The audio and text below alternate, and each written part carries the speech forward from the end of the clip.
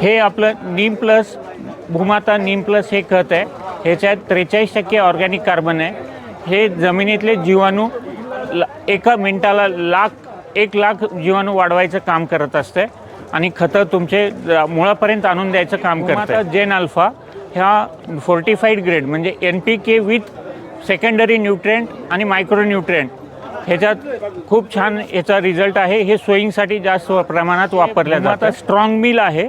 हे strong mill bone meal हाडाचा चुरा आणि लेदर मिल पासून तयार केलेलं हे ऑर्गॅनिक फॉस्फेट 13 ते 16% पर्यंतचा एक ऑर्गॅनिक फॉस्फेटचा उत्तम सोर्स आहे। ग्रीन बूस्टर हा शेणखताला उत्तम पर्याय आजची काळाची गरज आहे।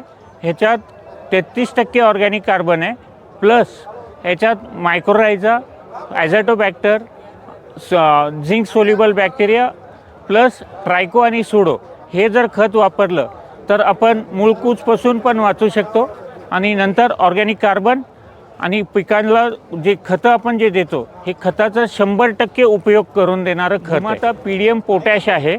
ही पोटॅशचं म्हणजे नैसर्गिक स्रोत असलेलं हे प्रॉडक्ट आहे। ह्याच्यात 14.5% क्लोरीन विरहित खत आहे।